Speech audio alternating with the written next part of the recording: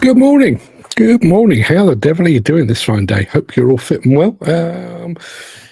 You may have to bear with me a little bit today. The people that supply the software that makes all of this magic happen have changed the layout. So just, I know you can't see it. There's more that you can't see, and I'll tell you about that in a second. I used to have all of my assets, the various videos I was going to play, the adverts and everything else, all stacked neatly and in order. They're not in order anymore. They're dotted around the screen. So if I do appear that I've lost the plot, there's a very good reason for it. It's because I've lost the plot. Before we go any further, I do need to say this.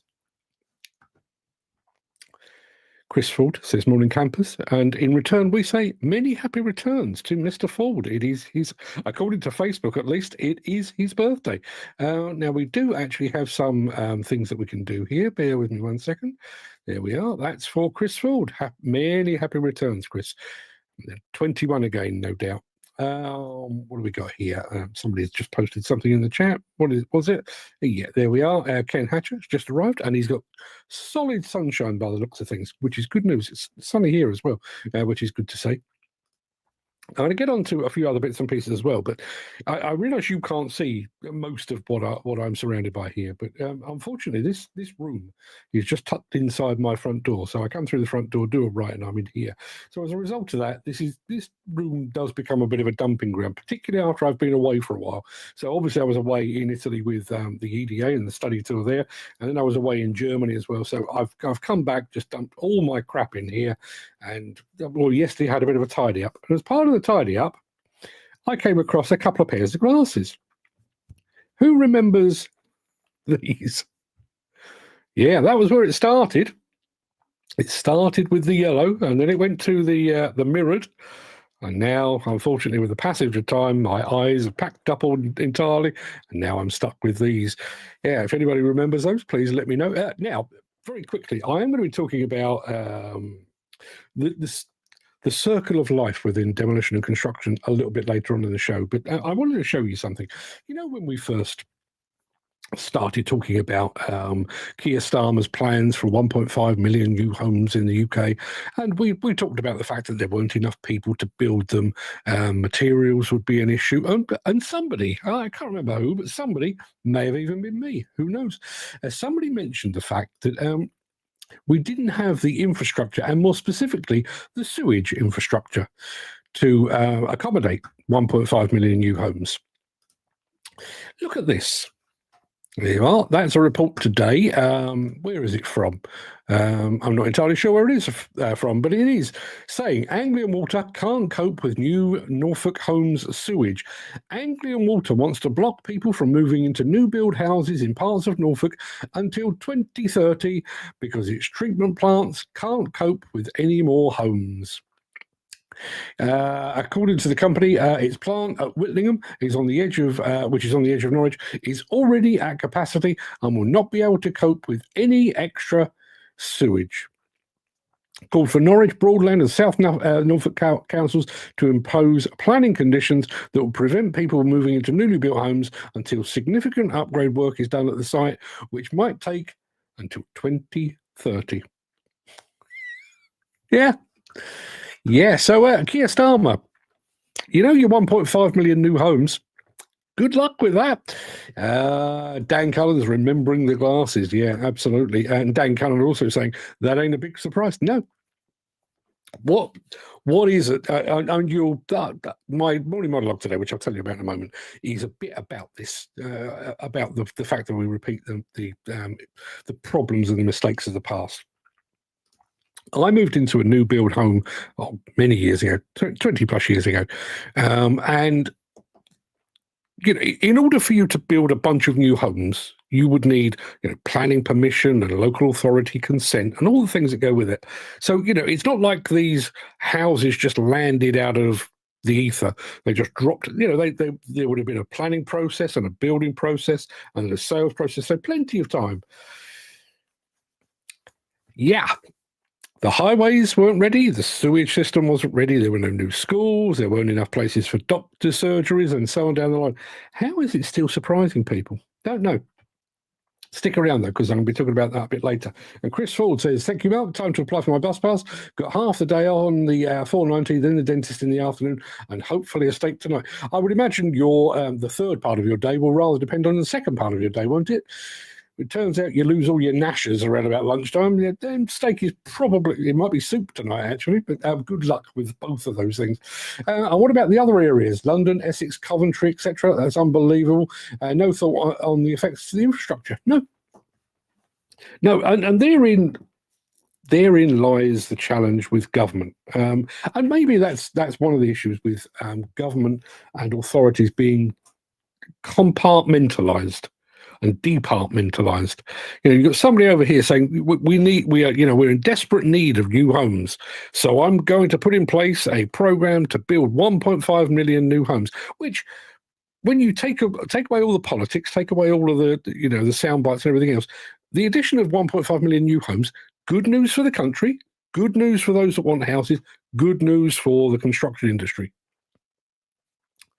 But in order for that to happen, you do need to speak to the people over here that are in charge of roads, and the people over here that are in charge of schools, and the people over here that are in charge of water and sewage, because otherwise none of that is going to happen. And unfortunately, there you are, Keir Starmer, Angela Rayner et al. Standing up, beating their chests, talking about 1.5 million new homes, and we do not have the facilities. Peter McKenna says that report you showed initially was on dismercury.co.uk. I think it's actually on a few local newspaper sites. But yeah.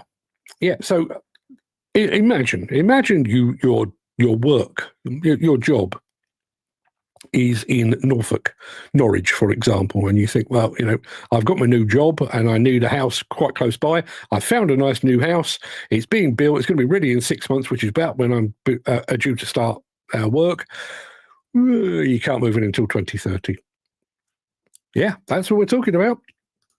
And Dan says electricity, schools also affected by this.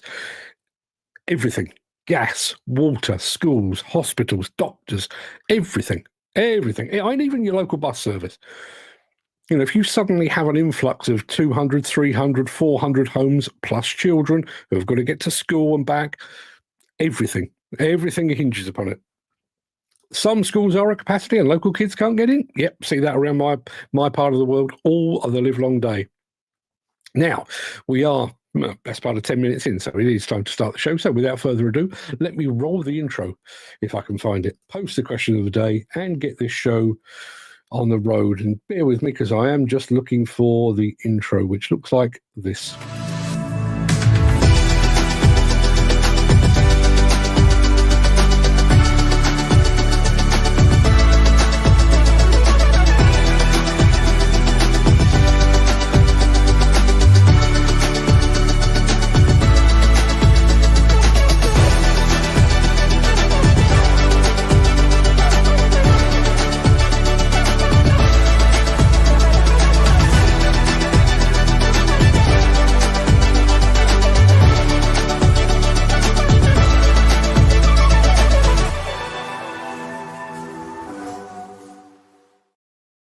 It is Tuesday, the 8th of July. Welcome to the Breakfast Show. I am your host, Mark Anthony, the Walrus of Demolition, the Lord High Chancellor of live streaming. I don't know. I feel like there should be a third stage to that. If anybody's got any suggestions on what else I might be, keep it clean. Please let me know. I am your host, Mark Anthony. I've already said that in today's show. How FM Conway is pioneering low-emission construction in London with a bit of help from Volvo. The monster Liebherr T 264 mining truck goes to work.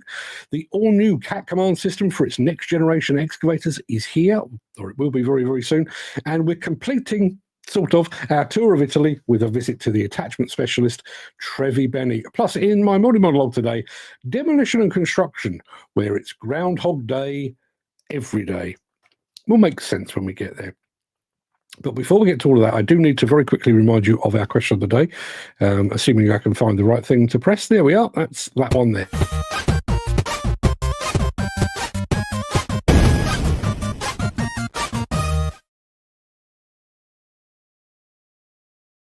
Yeah, our question of the day today comes once again from our resident quizmaster, Mr. Gary Muirhead, and his question is this.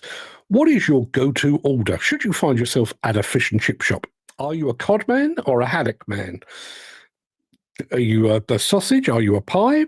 Do you get a side of scraps? Are you adding a pickled onion or two? Are you adding a gherkin or a wally? Depending where you come from in the country, I guess. Are you adding a pickled egg? Personally, I'm a straight up haddock and chips man. I literally, and I don't know whether this is still a thing a bit further north. I genuinely can't remember the last time I was in a chip shop that sold scraps. So that's an avenue of pleasure that's long since closed to me. But what about you? What do you order when you go to a, as my mother used to say, a chish and fip shop? That's what I'd like to know. Chris Ford says a baby whale must be cod, small chips and large peas. There is a fine line, isn't there? Because listen, I do love chip shop chips. Really, they are the best chips as far as I'm concerned. You can keep your French fries and all that nonsense. As far as I'm concerned, chip shop chips are the best. But the main part of the meal is the fish, and yeah, I do find myself quite often chowing down on lots and lots of chips. Get to the fish and think, oh, I'm a bit full up now. So yes, good point. Small chips, baby whale for the fish. Peter McKenna says, I was the first to say good morning on YouTube. Couldn't resist. Were you? You were at 2:30 in the morning. What the hell's wrong with you, Peter? What the hell is wrong with you? Jim Turner has arrived. Good morning, Jim. He says, morning, peeps. Peter also says, we did that question today not long back. I think we need to sack the resident quizmaster. I've got to be honest. I've said this before, and I'll say it again. I've never kept a list. I come up with some, Gary comes up with some, I get ChatGPT to come up with some. I've never, ever been back and thought, there are a few where I've kind of taken a different spin on it, but I've never kept a list.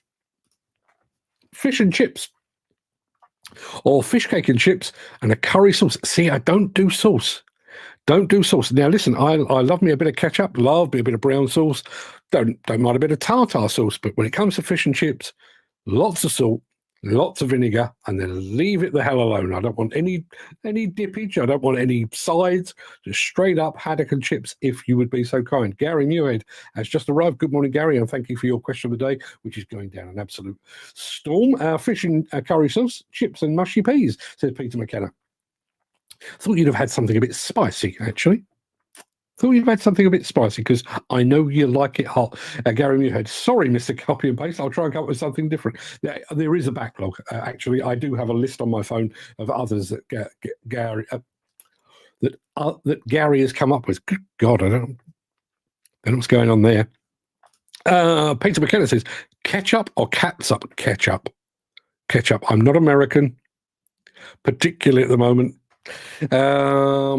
Chips and mushy peas. Dan, see, I can never remember. Are you veggie or are you vegan? One of the two. But yeah, I know you skip the meat and the fish. What's spicy at a fish and chip shop? I don't know. Do they not? Is there not? I mean, I don't look because I don't do sauce and stuff. I don't look. Is there not sort of a spicy addition to fish and chips anywhere in the country? I don't know. I don't know the answer to that. Anywho, keep those coming in. That is our question of the day. What is your go-to order at the fish and chip shop? While you're considering that, Peter says he's a veganist. Yes. Well, sooner or later he will mention it, won't he? So, because that's how they work. I promised this video a few days ago, actually, in discussion with Dan Cullen. We were talking about low emission and electric machines and their possible use in London. I did promise this a little while ago, and we will be back with it in just a moment after this.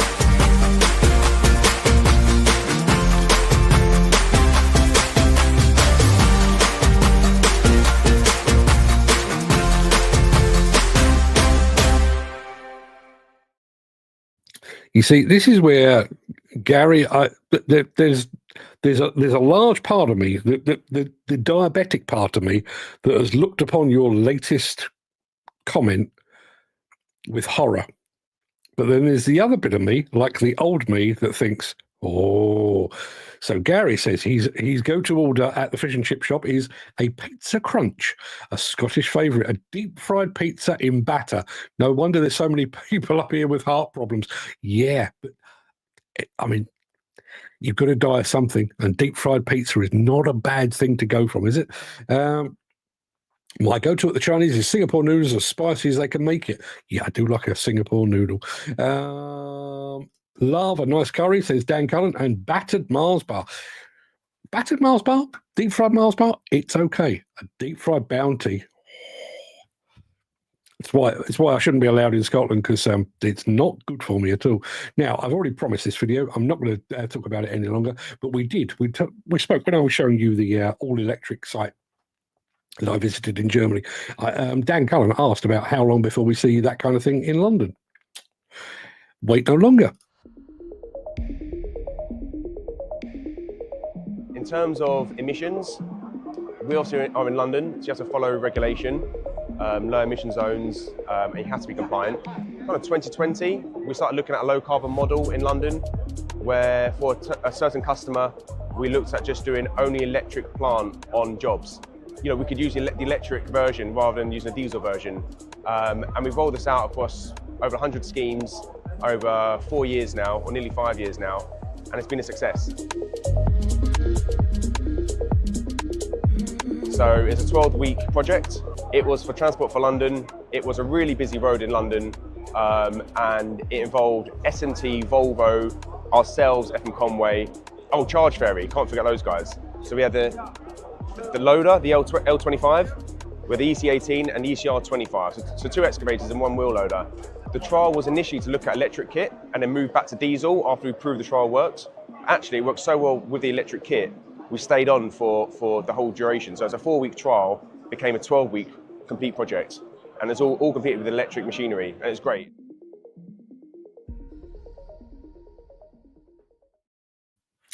So wait no longer. The electric and low emission and zero emission, it's not coming. It's already here for the forward-thinking companies. Now, Chris Ford, I'm in agreement with this. He says the batter is the best bit, although he says the battery is the best bit.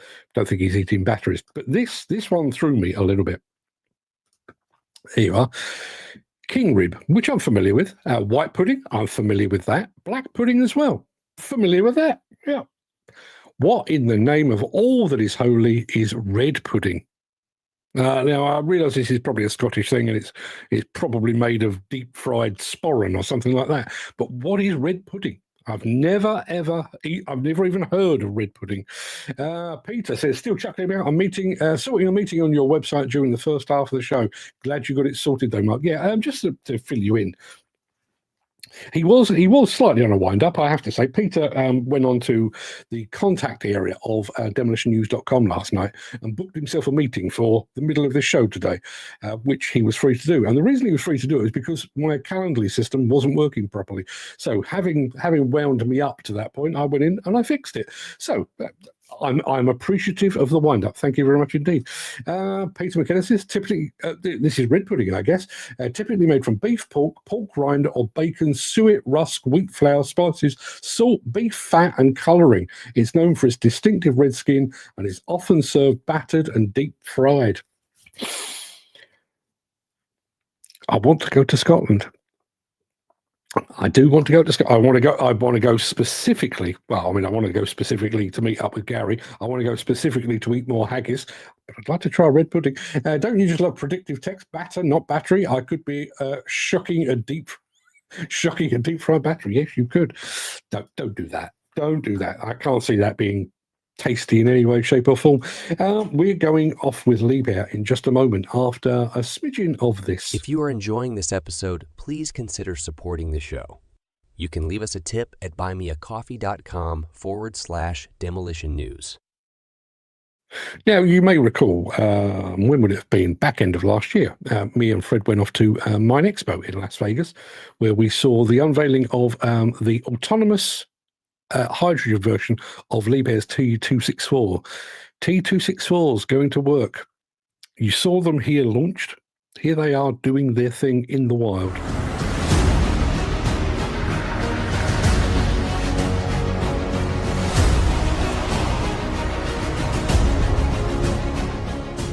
My name's John Pico, Customer Support Manager for Liebherr Australia. My name is Dale Rumble. I'm Project Manager for McKellar Dawson. Liebherr and McKellar have a very close relationship. We see it as more of a partnership. When the truck fleet was brought to site, it started with the assembly of the machines. Part of the commissioning involved operator training for the on-site operators. Once the machines were released to production, that also came with a whole fleet of support services from Liebherr Australia. The Liebherr just excels. We're constantly over 90% availability for the 4 years that we've had them on site. The results that McKellar's achieved on the Liebherr 264 fleet at Dawson is very impressive. The overall productivity and efficiency has exceeded my expectations, whether it be coal or overburden. It carries the loads that are required to keep the mine site going. The T264, it's simple to service in the way that the machine has been designed. So we can stick to our scheduled service and have it back to work on time. From all reports, the Liebherr T264 is a very quiet machine to ride in and very comfortable, and operators love them. Liebherr and McKellar have worked closely together. We believe this is a key success for the strong results that Liebherr and McKellar have jointly achieved. After being in the industry for over 40 years and working on all different types of mining equipment, the Liebherr T264 is an excellent machine.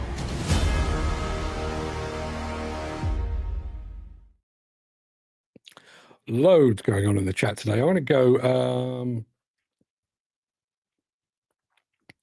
hang on a minute.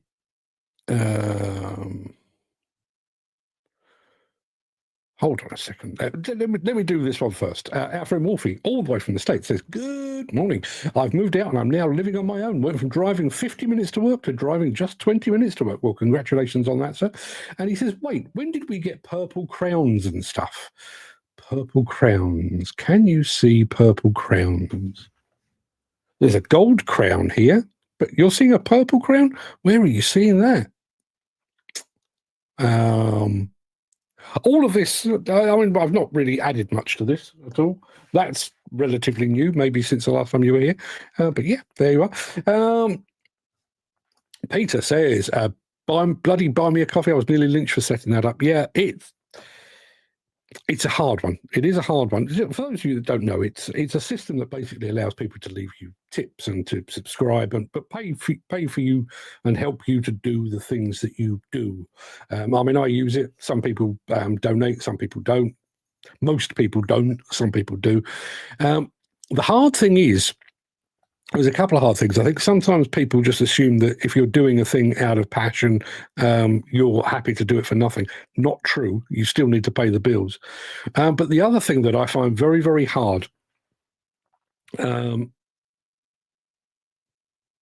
Oh, okay. I'll come back to you in a second, Wolfie. Yeah, it's the fact that you've gone from showing people things for free and then all of a sudden you want to charge for them. And I always used to think that with magazines, when magazines started to put some of their content behind a firewall. You know, I've been getting this free for 10, 15 years, and now all of a sudden you want me to pay for it? I think you're taking a liberty. When in actual fact, it's not taking a liberty. It's a perfectly reasonable thing to ask, I think.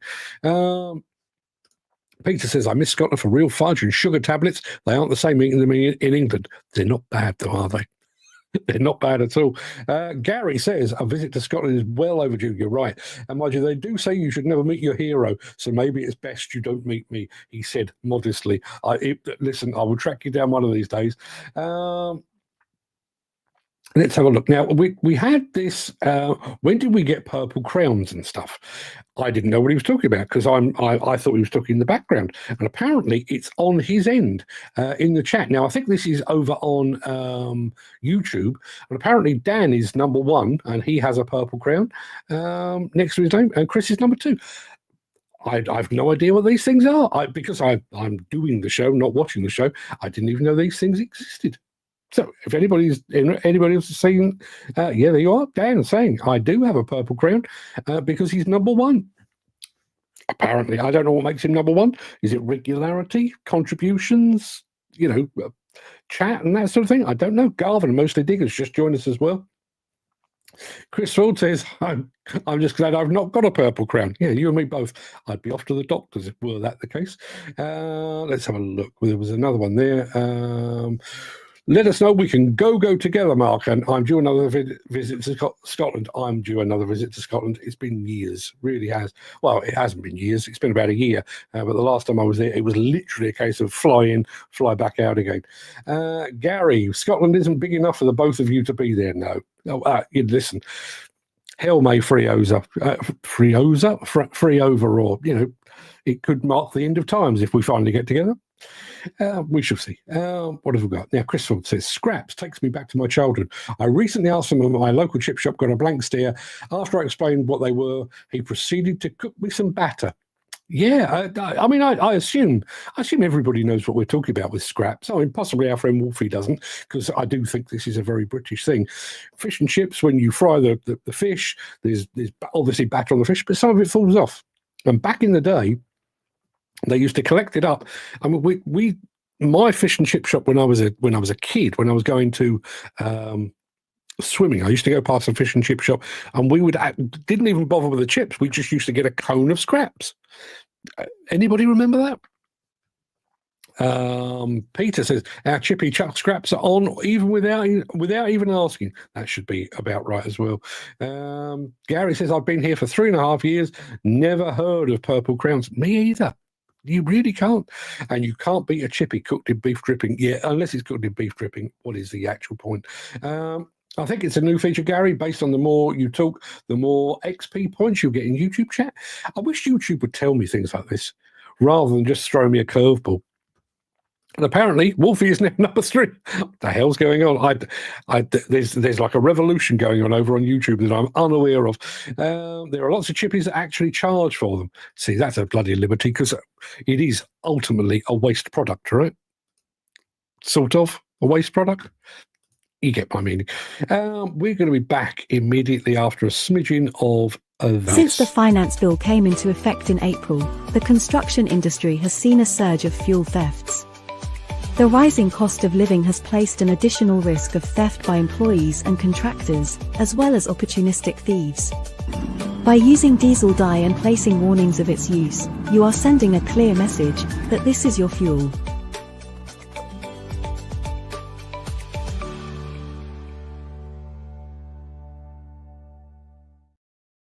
Just a quick shout out to Gary Goldsbridge, just joined us over on Instagram. Good morning, mate. How are you doing?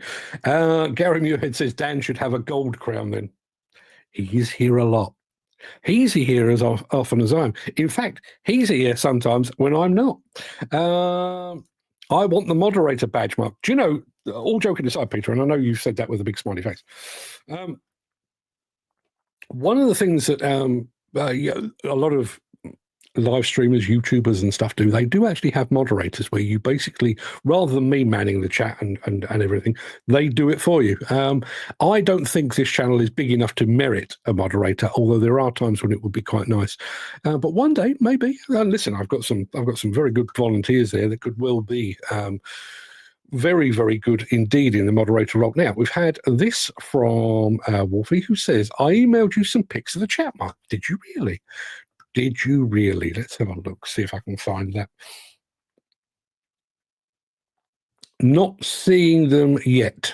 But when they arrive, I'll have a look at that, because I'm intrigued. I mean, I can imagine what a purple crown looks like, but be nice to see that. Yes, Gary, it is true, and I have to say, a friend of mine predicted this some months ago, and it was that long ago.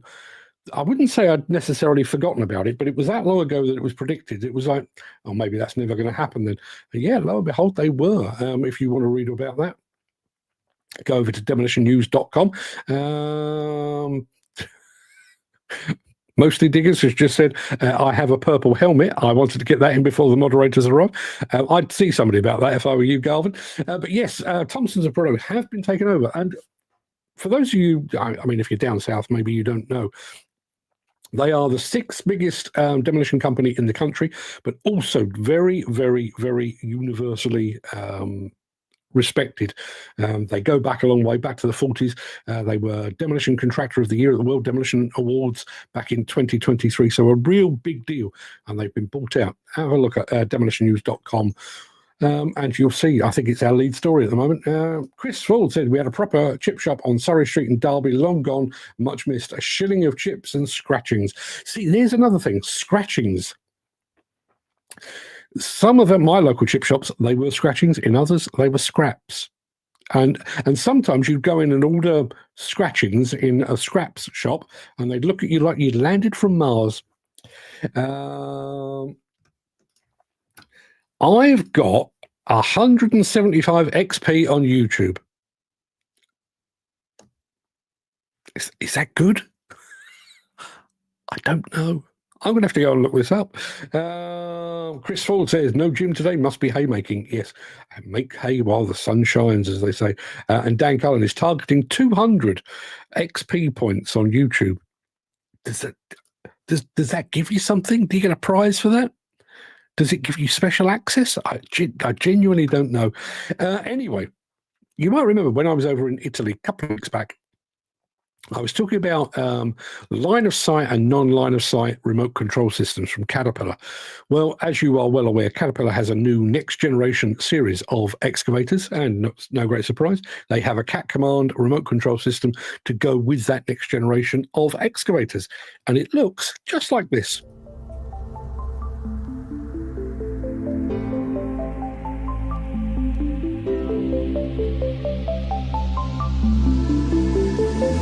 Do you have tasks within your job site that are potentially hazardous? Do you need a remote control technology which you can quickly and easily implement? We are extending our Cat Command product range in Europe, Australia and New Zealand with our line-of-sight console for excavators from the 313 to the 395 next generation. The Cat Command console is designed to remove operators from potentially hazardous conditions while still enabling them to operate from a safe distance. Some of the main benefits are integrated electronics provide the same response as if operating from the cab. Maintain several hydraulic circuits to operate advanced CAD work tools. The machine will shut down if the controller is tipped more than 45 degrees. This feature was designed in the case of the operator tipping or falling. Easy learn and use, these are the main advantages. To find out more about the range of Cat Command technologies, contact your local Cat dealer or visit cat.com.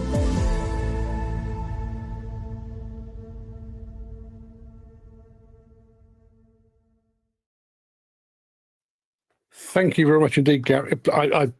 Can I just say, I have quite thick skin, and I genuinely welcome people correcting me. As I said, Peter helped me fix my Calendly system last night, and Gary's just said, I did read it on Demolition News website, but it did say Thompsons of Pride. It must be a typo. It is a typo. I did it very late at night on a laptop, half asleep. My apologies. I've just corrected it. It should be okay now. So if you are interested in the Thompsons of Pride buyer, go and have a look. It's over there as we speak. And I can tell you, just to very quickly recap on that, they have been acquired by the construction materials firm Ashcourt Group. And I know that somebody saw that story over on Facebook, and their response was, Ashcourt Group are getting too big. They may well be. I don't know Ashcourt Group at all, but go and take a look if you'd like to know more. Now, apparently, according to our mate Wolfie, he says it is possible to set up special tiers for subscribers. Say if you have a subscriber level, say somebody pays 99 cents a month, they can unlock special stickers in the chat and early access and stuff. Right, okay, it's all part of like a membership thing. I as I say, I don't know. I can't do another membership thing. We've already got Buy Me a Coffee and various other bits and pieces, Patreon and all of that. It's too much. It's too much. And listen, if anybody wants to drop me a few quid, feel free. buymeacoffee.com/demolition news. If not, it's fine. Don't worry. Dan says, I'm planning on setting up my groups into an app, talking to advertising agents at an agreeable rate for advertising. Must be set up a company to do that. Yeah, you definitely want to do that. Viewers who own a badge will keep it during the stream while they hold one of these top 3 positions. Badges will be reassigned in real time as viewers change positions on the leaderboard. I don't know. I don't know the point. But if you want to take part in all of that, you feel free. Knock yourselves out. Dan says he can set up an app for 600 quid, regular updates for £30 a month. Once I get things moving, I'll be paying for my advertising mark. Yeah. All I would say, Dan, and I've been down this road 3 times. Be very careful with setting up an app. Setting up the app originally is not particularly expensive. As you rightly said, it is not particularly expensive. The problem you have, or the problem that I had, is every time there is a major update on an iOS, for example, you're back to square one. It's not forward compatible. So if Apple or Android update their system to a significant degree, your app will not work, or you'll lose some of the functionality. So be aware of that. Tread very carefully.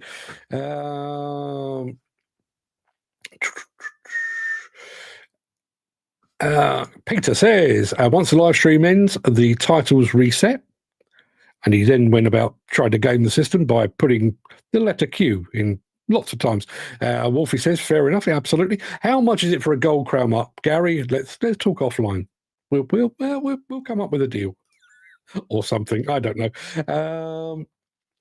And apparently, Peter didn't get any more points for doing that at all. Yeah, I'm sure YouTube are quite familiar with people trying to game the system. We've got one more film to show you. We're going back to Italy for the last time properly, until I get around to doing my my recap of the entire trip. So stick around. I'll be back after this.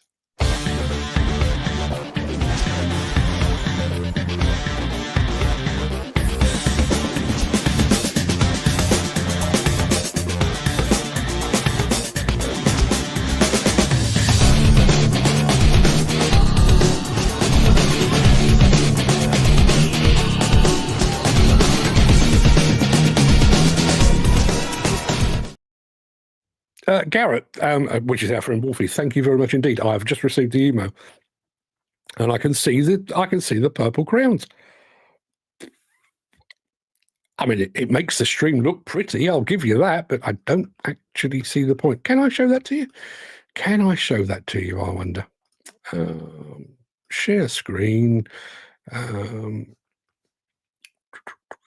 Window. That's the one I want, and I want that there.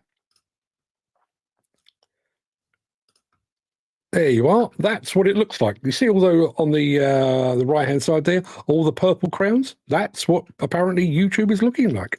I had no idea, but thank you very much indeed for that, Garrett. That clarifies things. Awesome. Mark, you're amazing. Definitely the best live stream I've ever watched to date. Does that mean you've only ever watched one? You could be honest. Let me know. Right, okay, so in addition to recording what was going on during the day, I did actually record some of the travel, some of the evenings out and stuff on my EDA study tour across Italy. It's going to take quite a long while for me to piece that together. I'll probably do it over one weekend. But in terms of the actual visits to factories, we did Despe, and we did Caterpillar, and we did Mantovani Beni and VTN, and you get the idea. The one that we finished the trip on before we made our way over to Venice was with TreviBenne, and this is our visit to TreviBenne.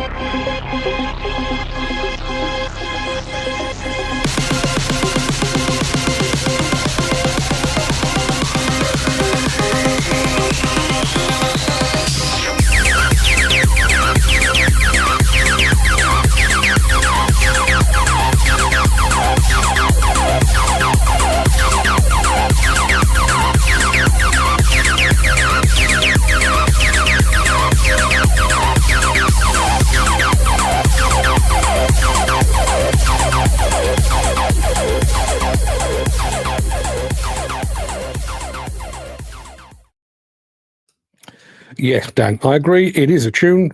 I chose it. So thank you very much indeed for that. Jim Turner has arrived belatedly, but welcome nonetheless. He says, what is the crack with all this? You've earned a top fan badge malarkey. Does it actually mean anything or make any difference? So, yeah, it's kind of open to interpretation. I'm going to be honest. I don't know is the actual answer, because apparently, I don't know if it landed today or at some other point. Nobody at YouTube bothered to tell me about it. There's been some discussion about it here. I don't think we can really figure out what it's all about. Dan says, yes, Peter, you will never beat the king, he says, claiming the crown for himself. Gary says, when is going to be your next big plant show or exhibition event? Well, interestingly enough, we are in early stages of discussion with a show in America. I'll tell you about it offline because, you know, the wolves have ears and all that stuff. But yeah, we're hopefully going to pull that one off and get ourselves over to the US between now and the end of the year. As I say, I'll tell you a bit more about that in the chat. Dan says his next show is going to be Plantworks. Yeah, I'm still up in the air on that one. Are you good at wallpapering, Peter? Because you like to paste a lot. Well done. Gaza. That's some factory setup. Yeah, listen, very, very good. Very, very good. Listen, I've known TreviBenne for a long, long time. Christian, if you're watching this morning, good morning to you, my friend. It's great to see you a few weeks ago. Tune was very Josh Wink. Josh Wink, God damn, there's a blast from the past. It's a new level of interaction that adds excitement and engagement to live streams. Apparently, as I say, I don't know. Look at those attachments and buckets. Yeah, the buckets were very, very impressive. I do want to say good morning to Dirt Diggers over on Instagram as well. Fantastic name for an Instagram account. Let me get rid of, I've got a thing showing on my screen that I want to get rid of. There we are, that's gone. That pretty much wraps up the main part of this morning show. I'm going to roll the outro in just a second before leaping gazelle-like over into my morning monologue. If you can't stick around for that, please stay safe. Look after yourself, your family, your friends, and your colleagues. Please keep trying to win purple crowns. I can't tell you why to do that, but apparently it's a thing. Who wouldn't want a purple crown? I don't care. But if you listen, I hope to see you again very, very soon. Tomorrow would be nice. But if you do have the time and the inclination, I will be back in just a moment. Before I press that button, I'm going to do this. Wolfie says, I know this is late to the discussion, but our fish and chip scraps, kind of like the equivalent of bacon ends in America, just leaving from the leftover cuttings from baking, you can still fry up. Yeah, that's about the same. About the same.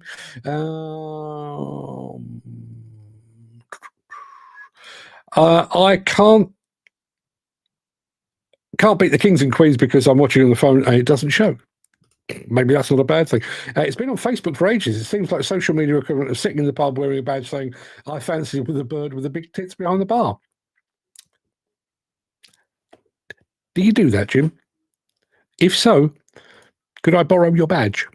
While you're mulling that over, I'm going to press the button that takes me into my morning monologue. Back after this.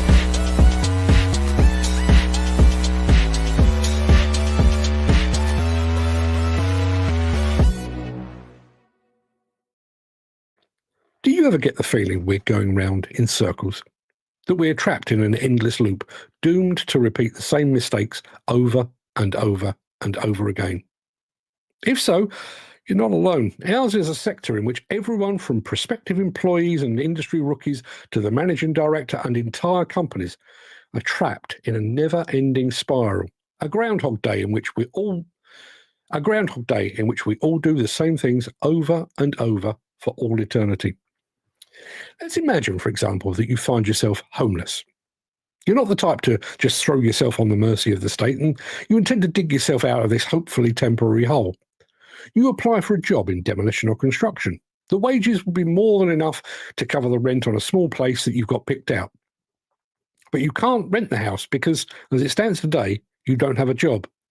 But your would-be employer refuses to offer you the job because you're currently of no fixed abode. You also don't have a bank account. I mean, you'd like one, but you need some money to pay into the account to get it started. But you have no money because you have no job, and you have no job because you have nowhere to live, and you have nowhere to live because you have no job. And that's just one of the many endless and negative loops that can trap and enslave the unsuspecting in this industry. Picture a young person, a school leaver, for example. They've ignored the guidance of their teachers and their careers advisors, and they are determined to pursue a career in the demolition or construction industry. They have all the right academic qualifications. They've demonstrated their aptitude and their determination. They've even been out and bought themselves some shiny new PPE. But there's an issue. They can't get a start. They can't get a start on site because they have no experience. And they have no experience because they can't get on site. Now, there was a time when they might have got that experience on the quiet at the weekend or during lunch breaks, but not any longer. Now you're expected to first sit in a classroom. Of course, that classroom will give you no experience whatsoever, but it will put a tick in a box on a form somewhere. That might get you on site. And I emphasize the word might. And this is not limited purely to industry newcomers. Far from it. Consider an excavator operator that aspires to driving a high-reach machine on a demolition project. The client insists that the operator has a dedicated high-reach qualification, but to get that qualification, they need to gain experience. Now, you'd think this would be like a pilot clocking up the required number of flight hours to earn their aviation stripes and acquire their license. But oh no. You see, despite the potential dangers of flying, unqualified pilots are permitted to take to the skies to gain the required level of experience, so long as they're accompanied and monitored by a competent and trained co-pilot. Demolition, however, is rather different. Clients and main contractors insist that a high-reach operator is both qualified and experienced, so long as they don't expect to gain that experience on one of their sites. To put that another way, a main contractor insists that a high-reach operator is qualified. To become qualified, they need experience. But that same main contractor refuses categorically to allow that experience to be gained on one of their sites. And around we go again. Why does my nose always itch about this time of day? Let's stick with the subject of industry training, shall we? For as long as any of us can recall, the UK demolition and construction industry has found itself in the grips of a deep and worsening skill shortage. Those that should be responsible for plugging that gap, the Construction Industry Training Board, the Construction Leadership Council, the training schemes and the car providers, have consistently and continually failed to address the situation. And so along comes Deputy Prime Minister Angela Rayner, desperately keen to fix the issue in order to deliver on her party's ill-advised and highly unlikely promise of 1.5 million new homes in the next 4 or 5 years. So she forms the Construction Skills Mission Board. And who is on that board? Yep, you guessed it, the Construction Industry Training Board, the Construction Leadership Council, the usual suspects. Having failed to fix the industry skill shortage for 3 decades or more, the same people and the same organisations are invited to fix the industry skill shortage. Of course, anyone working in demolition and construction must also contend with a never-ending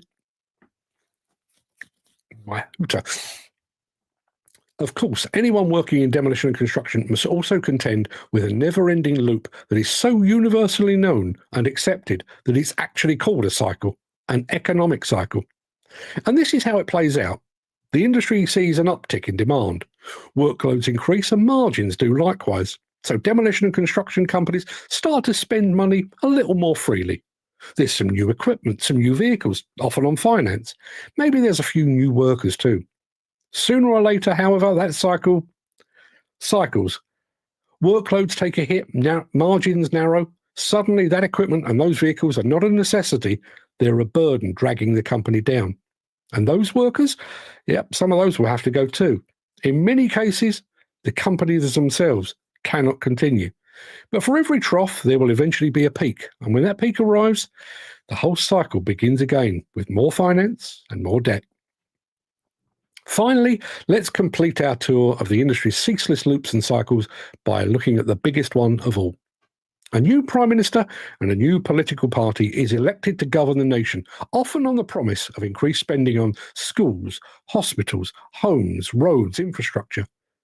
But sometime during their time in office, those promises are forgotten and broken. The electorate becomes disillusioned with the government's failure to deliver the schools, hospitals and homes that they promised. So when the time comes to vote again, they choose a different political party and a different leader, because that other leader has promised increased spending on schools, hospitals, roads and houses. And the cycle begins again.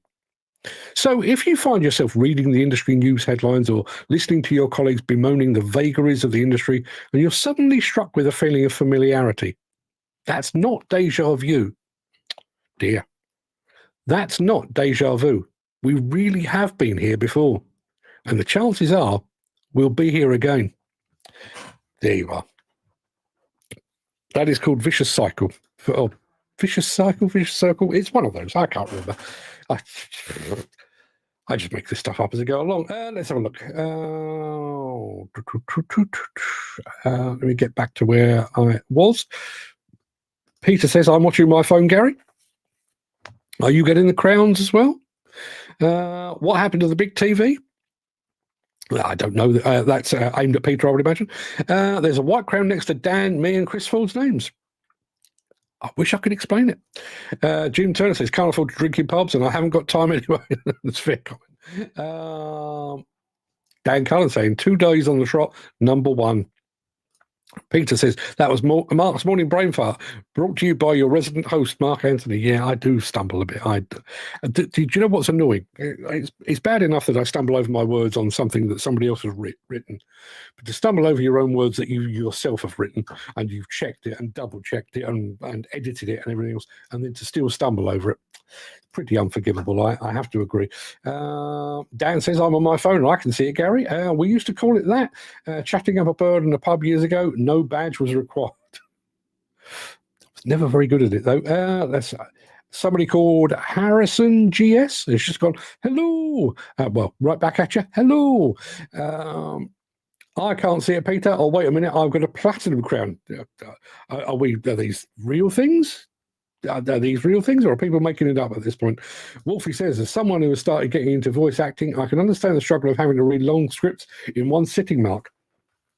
Thank you for that. You're getting into voice acting, are you? Interesting. Listen, send me a recording of a bit of your voice, because where are we now? We're on show number 962, which means there's 38 more shows to go before we change things up. There'll be a new look, a new theme tune. It'll be new. And I wonder if we might make use of your voice talents. Could we have you introducing a section, I wonder? Let's explore that. Peter says, that was good, that, Mark. Very insightful. Yeah, it would have been even more insightful if I had not tripped over my own tongue so often. This is all generated by organisations that will never have enough confidence to admit they got it wrong. So those organisations need scrapping, tearing down, and a new scheme implemented. I agree with you 100%. My concern is that any new organisation will almost certainly recruit from the old organisation, and so we keep going around. And there's another obvious one that I didn't mention in all of that, is those people that they've been a financial officer or possibly even a managing director of a company, and the company's gone tits up, and then they get recruited to go and head up another company.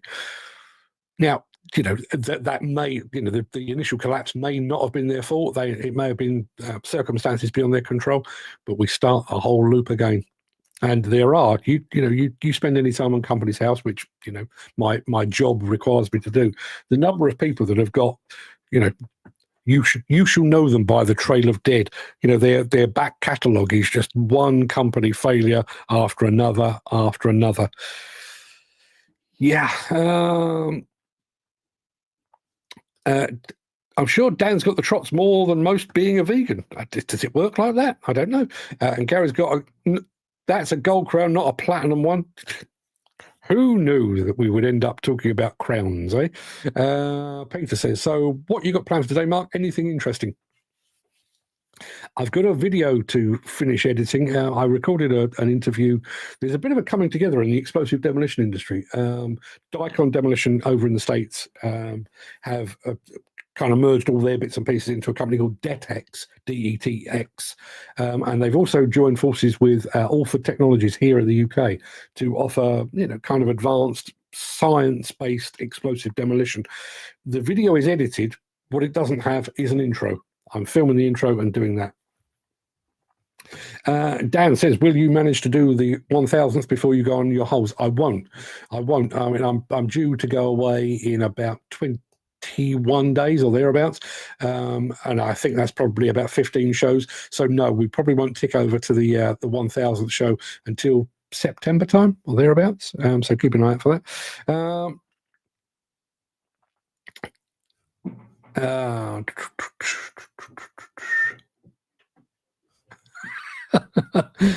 I'll come back to that one in a second. What do we got here? This industry is a farce. Play damn you. This industry is a farce at the moment. Too many bullshitters and fake people in this industry. Yeah. There are moves afoot. I'm not going to say too much about it because it still needs a lot of verification. But there is a whistleblower doing the rounds at the moment, following up on all things CMA. And he's coming at it from an asbestos point of view, but it does have potentially huge repercussions for the demolition industry. Watch this space. Watch this space. Peter says, still second, and me and Dan have the same number of points. Hey, listen, I wish I knew how that all worked out. Abbasi has just joined us. I don't know what you're saying, but good morning to you. Thank you very much indeed for being here. Dan, that's the same for any industry. Listen, I'm sure if there was a show equal to this in the retail sector or the manufacturing sector, I'm sure they're all saying the same thing. You're probably right, but we do have a bit of a narrow focus here. Jim says, the voice acting sounds like a good crack. Does America need someone that can do a fair amount of British accents? I smell a potential page. I don't know the answer to that. And Wolfish just said, how very American is this? I did a quick voice recording reading off the side of a donut box. Of course you did. Of course you did. That's what we like to hear, and he's sending it as a sample. Looking forward to hearing that. Right, gonna go, folks. Meeting is awaiting. Speak to you soon. Enjoy, Peter. Look after yourself. Keep up the good work, and never mind the haters. Keep that buy me a coffee going, and make it pay for you. No less than you deserve. You're putting a lot of work in there, so keep up the good work. I will be back tomorrow for yet more of the same if you're about. I have no idea what we're going to be talking about. I'm sure I'll think of something between now and then. But in the meantime, everybody have a fine and splendid day. Look after yourself. I'm just going to go and hanker for red pudding and pizza crunch for a short while before having a cup of tea and knuckling down and doing some work. Until I see you again, but before we go there, as I've said before, the ticket system needs to be run like a bike CBT test. Get your provisional test passed, then operate on L plates under supervision, then go for a test, and the license lasts for life. Here, I tip my hat. You're absolutely right. The problem in this game is the backstabbers. Yeah, and also the industry's failure to speak up. I think that there was a tiny bit of me that I may still go through with it. I was mulling this over the other night about doing an industry take on the "I Have a Dream" speech from Martin Luther King, but applying it to this industry. I have a dream that everyone will go home safely at night and so on down the line. And one of those things is the fact that people would be open enough, or the industry would be open enough for people to speak up. Speak up about sexism and homophobia and racism and bullying and mental health and all the things that we're constantly tripping over. If I could fix one thing, that would probably be pretty close to the top of the list. Just giving everybody the freedom and the power to say, problem over here, problem problem on aisle 5. Can somebody come and take a look at this? And we don't have that at the moment. And unfortunately, because of that, that's why we end up with a situation, as I've said about the asbestos industry, where we have a potential whistleblower lurking in the wings, because, you know, things have been brushed under the carpet for years and years and years, and then all of a sudden there's no room left under the carpet and the whole thing blows up. Yeah. Andy Thornton says, thank you. Good discussion. Thank you very much indeed, Andy. And this is why. Have a great day, people. Stay safe, stay happy. Yeah, please stay safe, stay happy. Do what Dan says. He's got a purple crown. He's in charge around here. I'll see you all tomorrow. Till then, have a good one. All the best.